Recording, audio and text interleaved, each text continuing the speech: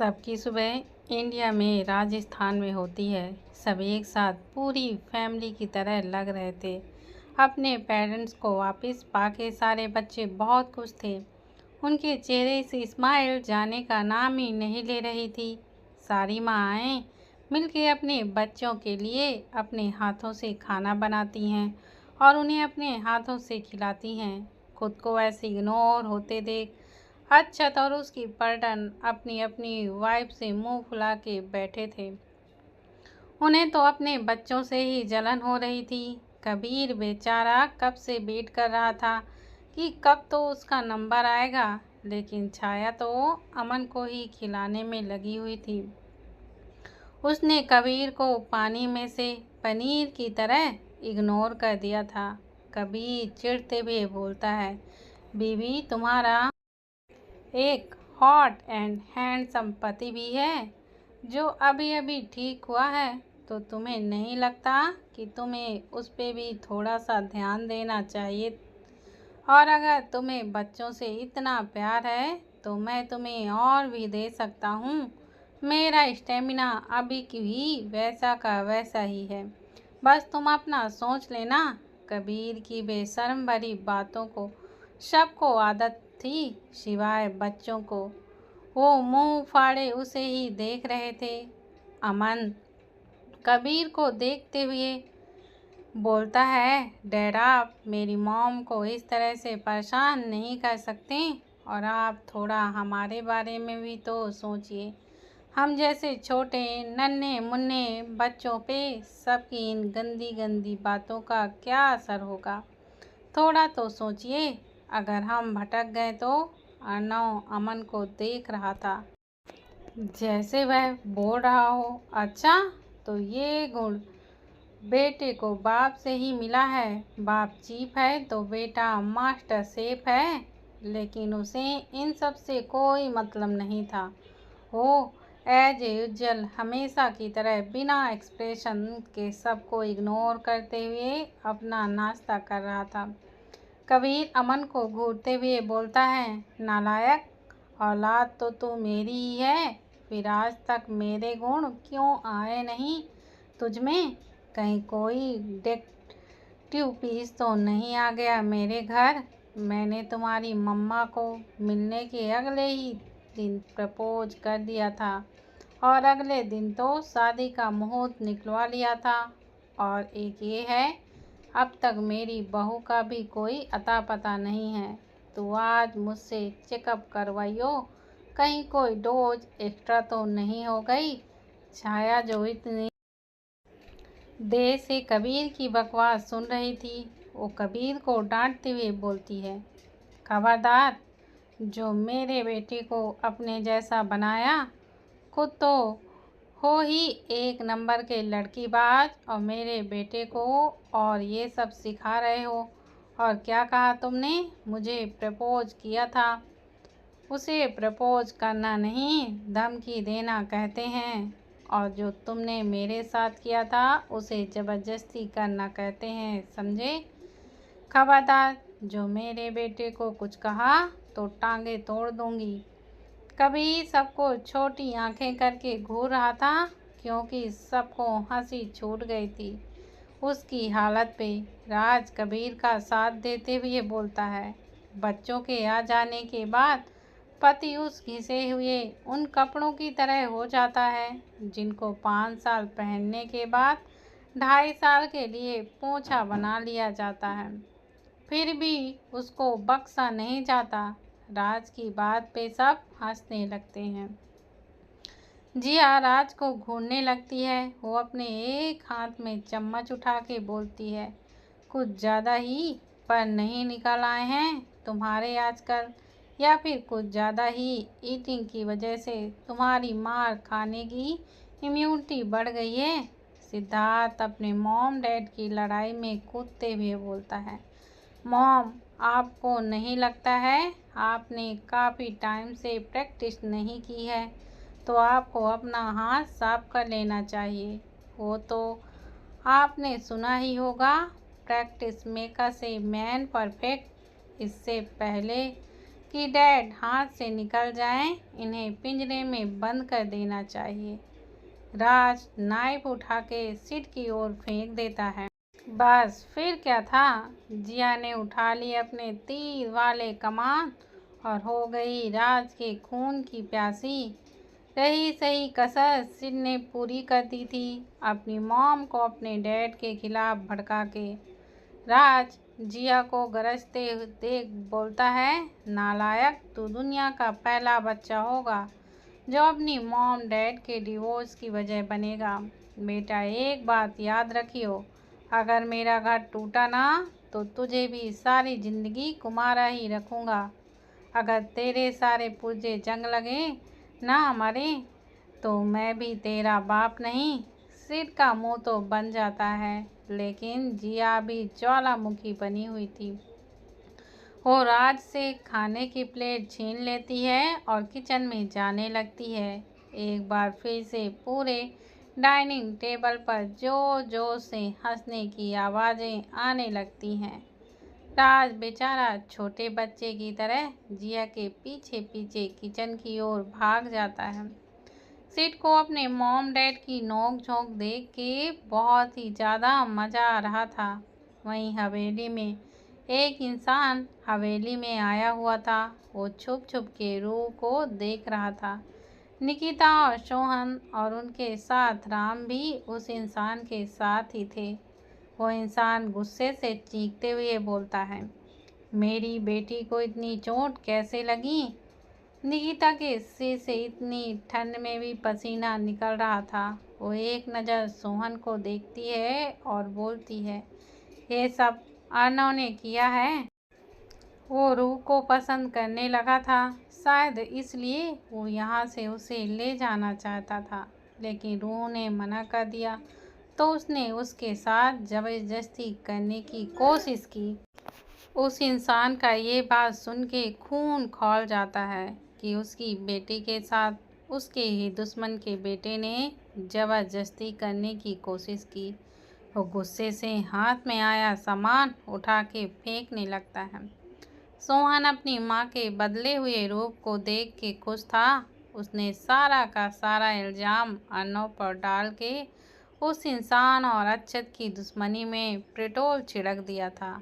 अब तो लाइटर की भी ज़रूरत नहीं थी, बिना कुछ किए ही आग लग गई। उस इंसान ने कसम खा ली थी कि वो अक्षत के साथ उसके बेटे को भी नहीं छोड़ेगा। जो गलती उससे कुछ साल पहले हुई थी वो अब उसे सुधार देगा। राम और निकिता उसकी ओर अक्षत की दुश्मनी को हवा देने की कोशिश कर रहे थे। रूह की तबीयत अभी ठीक नहीं हुई थी, वो अभी भी काफ़ी बीमार लग रही थी। निया उसका पूरा का पूरा ध्यान रख रही थी और साथ ही अरुण भी, लेकिन ऐसा लग रहा था जैसे कि वो जीना ही नहीं चाहती हो। किसी ने ज़बरदस्ती उसकी सांसें पकड़ कर रखी हों। रूह एक टकबक सीलिंग को ही देख रही थी। उसे तो अर्नव की बहुत ही ज़्यादा याद आ रही थी। उसे नहीं पता था कि इस एहसास का क्या नाम है, लेकिन वो उसे एक बार देखना चाहती थी। उसके गले लग के रोना चाहती थी। वो अंदर ही अंदर रो रही थी। बहुत कुछ कहना चाहती थी, लेकिन उसकी जुबान उसका साथ ही नहीं दे रही थी और वो दिल और दिमाग की जंग में उलझी हुई थी। वह इंसान अपनी बेटी की हालत देख के गुस्से से लाल पीला हो रहा था। राम उसे माखन लगाते हुए बोलता है, रूह बेटी का ख्याल तो हम रख लेंगे, लेकिन मैं कह रहा था कि अगर थोड़ा इन्वेस्टमेंट कर देते तो। वो अपनी बात अधूरी ही छोड़ देता है। वो इंसान गुस्से से उन दोनों को देखता है और बोलता है, तुम दोनों की वजह से ही वो अर्नव मेरी बेटी तक पहुंचा। कहीं उसे ये तो पता नहीं चल गया कि रूह मेरी बेटी है। वैसे भी वो अपने बाप पे ही गया है, बहुत ही ज़्यादा तेज है। शायद इसलिए उसने मेरी बेटी को हार्म करने की कोशिश की होगी ताकि वो मुझ तक पहुंच सके। उस अच्छा सिंघानिया ने बता दिया होगा अब तक तो सबको मेरे बारे में।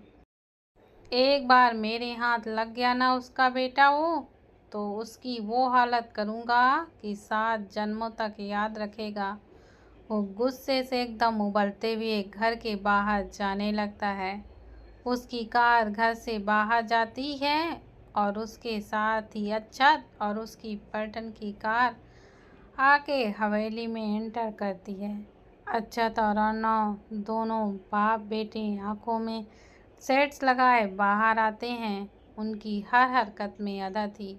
कुछ ही देर में पूरी हवेली अच्छत और अर्नव के गार्ड से भर जाती है। वो सब पूरे एटीट्यूड के साथ अंदर जाते हैं। अंदर निकिता और राम के तो होश उड़ जाते हैं उनको यहाँ देख के। सोहन को तो बस गुस्सा ही आ रहा था अर्नव को देख के। वो किसी तरह अपने गुस्से को कंट्रोल करने की कोशिश करता है। जैसे ही थोड़ी देर में वहाँ महाभारत का युद्ध शुरू होगा। अच्छत, कबीर, मिहिर और राज आके हॉल पे रखे हुए सोफे पर किंग की तरह बैठ जाते हैं। सामने का नज़ारा देख के निकिता और राम की गुस्से से मुट्ठियां बंद हो जाती हैं। वहीं अर्नव को सोहन लगातार गुस्से से देखकर उबल रहा था। वो गुस्से से अर्नव को मारने के लिए जाता है। उसने ये भी ध्यान नहीं दिया कि वहाँ और भी लोग हैं। सोहन अर्नव के पास जाता है। वो अर्नव को चोट दे पाता कि उससे पहले ही गार्ड सोहन को उठा के पटक देते हैं। सोहन की दर्द से चीख निकल जाती है। राम गुस्से से चीखता है, अच्छा सिंघानिया, तुम्हारी हिम्मत कैसे हुई मेरे बेटे को चोट पहुंचाने की।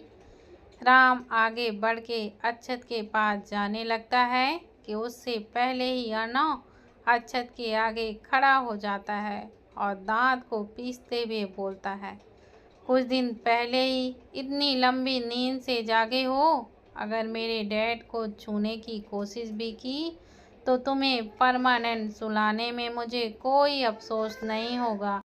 और वैसे ही आधे टूटे हुए हो पूरा तोड़ दूंगा। निकिता आगे आके मौके की नज़ाकत को देख के सोहन और राम को शांत करवाती है।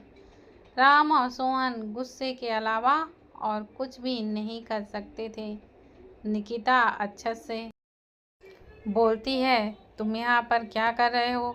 अच्छत एक डेविल स्माइल के साथ बोलता है, वो क्या है ना कि तुम लोगों का प्लान फेल हो गया मेरी फैमिली को मारने का और मुझे मारने का, तो मैंने सोचा तुम सबसे मिल लेता हूँ, तुम्हें कांग्रेचुलेसन दे देता हूँ और मिल भी लेता हूँ। आखिर इतने वक्त से हम मिले भी तो नहीं थे, तो मुंह दिखाई के लिए आया था। मुझे पता है हम सबको ठीक देख के तुम सबको छप्पर फाड़ के खुशी हो रही होगी। राम अपने दांतों को पीसते हुए बोलता है, तुम पिछली बार बच गए हो तो क्या इस बार भी बच जाओगे। इस बार खुद तुम्हारी चिता जलाऊंगा अपने ही हाथों से। राम की बातों को सुन के अर्नव स्माइल करने लगता है। वो कुछ कहता कि उससे पहले ही अर्नव, जो पहले ही उन सब की शक्ल देख के ही ज्वालामुखी बन चुका था, वो राम के सामने आके खड़ा हो जाता है और उसे ऊपर से नीचे तक देखते हुए बोलता है, तुम्हें मेरी फैमिली तक पहुंचोगे तो तब ना, जब मैं तुम्हें पहुंचने दूंगा। सिर्फ 1 महीना अगर तुम्हारा नामो निशान इस दुनिया से मिटा ना दिया तो मैं मेरे डैड का बेटा नहीं। ये सब बोलते हुए अर्नव की आंखें इतनी ज़्यादा खतरनाक लग रही थीं कि अभी सब जला के भस्म कर देगा और बोलेगा स्वाहा। घर में हो रहे शोर को सुन के अरुण, निया और रू भी नीचे आ जाते हैं। घर में इतनी भीड़ देख के उन लोगों की आंखें भी फ्यूज लाइट की तरह हो जाती हैं। अर्नव तो रू को देखकर ही अपनी आंखों को सेंकने लगता है। उसे रू को देख के सुकून मिल रहा था, लेकिन गुस्सा भी आ रहा था क्योंकि वो उसे छोड़ के इनके साथ आ गई थी। वो रूह से अपनी नज़रों को फेर लेता है। रूह को उसकी बेरुखी से बहुत ही ज़्यादा बुरा लगता है, लेकिन सबके सामने वो कुछ बोल भी तो नहीं सकती थी। वो सबके पास हॉल में चली जाती है। अच्छा, अर्नव की नज़रों का पीछा करता है और रूह तक पहुंच जाता है और अपने मन में बोलता है, मेरी बहू अपनी सासू माँ के जैसी ही है, लेकिन ये नालायक इससे नाराज क्यों दिख रहा है, पता तो मुझे करना पड़ेगा। और वहीं सिद्धार्थ भी निया को देख के मुस्कुरा रहा था। राज उसे देखते हुए बोलता है, बरखुरदार, यहाँ हम दुश्मनी बढ़ाने आए हैं, तेरे रिश्ते की बात करने नहीं। किसी के घर की बेटियों को ताड़ना क्या तुझे शोभा देता है?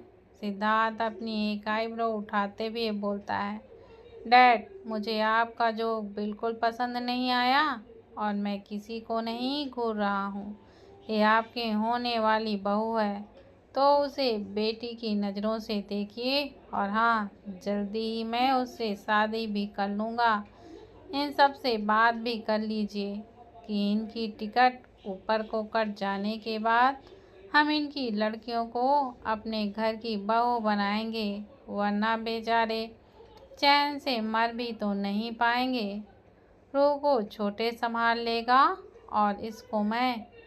सिद्धार्थ की बातें सुन के राज भी सोच में पड़ जाता है कि ये उसका ही बेटा है या किसी और का, लेकिन हरकतों से तो बिल्कुल अपने बाप पर ही गया है कि उसका ही है। आज राज को अपने बेटे पर प्राउड हो रहा होगा कि उसका बेटा उसके ही नक्शे कदम पे चल रहा है, लड़कियां पटाने की उनकी रीत को आगे बढ़ा रहा है। वो तीनों आके सबको नमस्ते करते हैं। वो उनमें से कुछ नमूनों को छोड़ के किसी को नहीं जानते थे, इसलिए सबको क्वेश्चन मार्क के साथ देख रहे थे। उनकी हालत समझ के सिद्धार्थ उठ जाता है और उनके पास जाके बोलता है, परेशान मत हो बच्चों, मैं बताता हूँ कि कौन है ये सब लोग। तो चलो शुरू करते हैं इनसे।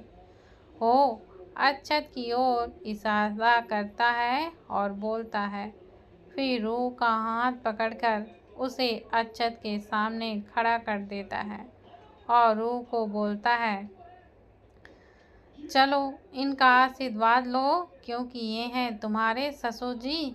सिद्धार्थ की बात सुन के अर्नव उसे खा जाने वाली नज़रों से देखने लगता है। वहीं रूह को तो खांसी ही आ जाती है और वह जोर जोर से खांसने लगती है।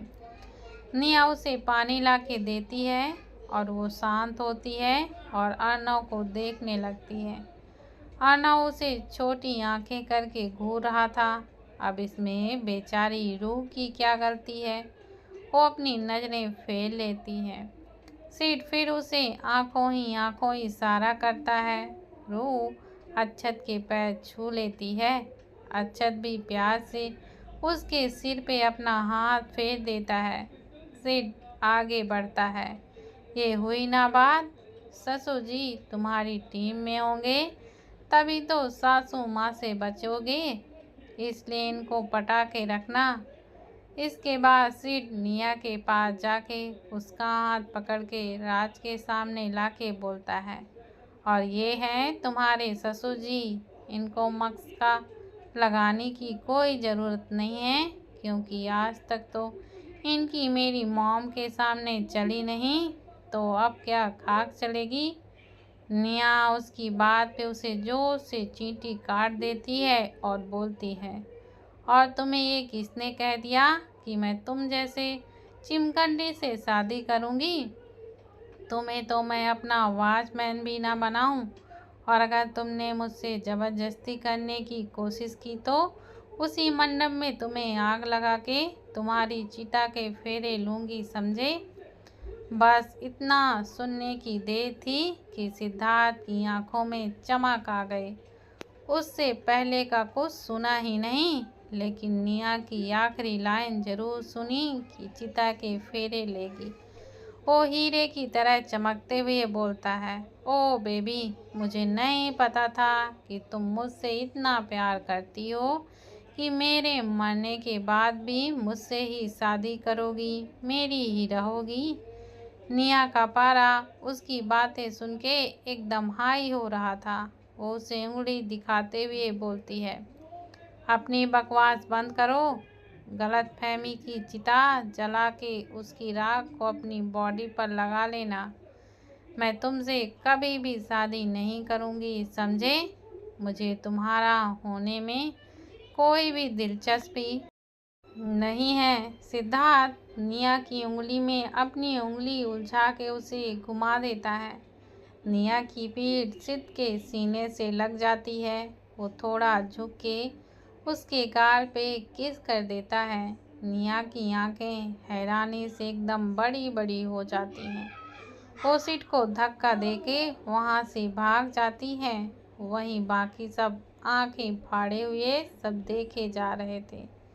राज का दिल तो गार्डन गार्डन हो गया ये देख के कि उसके दिल में बस एक ही ख्याल आया होगा, हाय मेरा लाल, मेरा पीला बिल्कुल मेरे ऊपर गया है, मैं तो सदके जावा।